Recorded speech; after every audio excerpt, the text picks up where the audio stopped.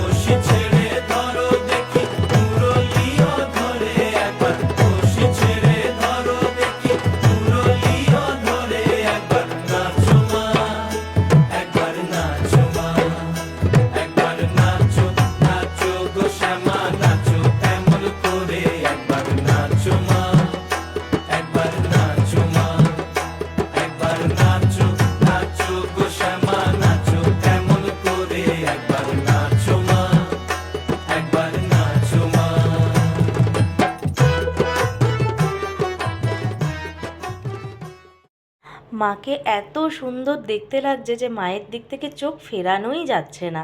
আর এখন তো সাজানো চলছে, দেখতেই পেলে তোমরা, মালা পরানো চলছে। আর এই দিকে হলো ডিজে বাজিয়ে নাচ গান চলছে। আগেই বলেছি, কালী পুজো মানে মেয়ের বিয়ে, আর বিয়েতে নাচ গান হবে না, এটা কি হতে পারে? তাই দেখো, সবাই আনন্দে কি সুন্দর নাচানাচি করছে।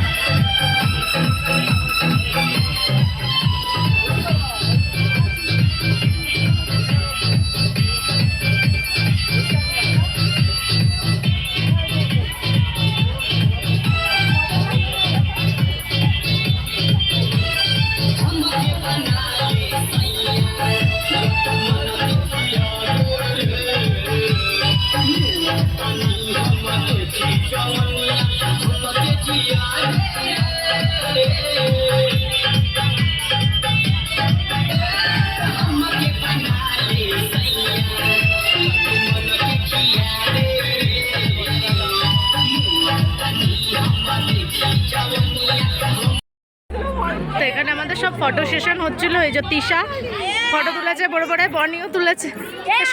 ওই না, তুই ফটো তুলিসনি, কিন্তু আমার বোন কোথায় গেল? ওইদিকে ওর বর ফোন করেছে। ওর বর কি? হ্যাঁ হ্যাঁ, আমার মাম্মি কোথায়? মাম্মি প্রচুর আনন্দ করেছি। আনন্দ করে ঠরে এখন আমাদের খিদে পেয়ে গেছে, বাড়িও যেতে হবে।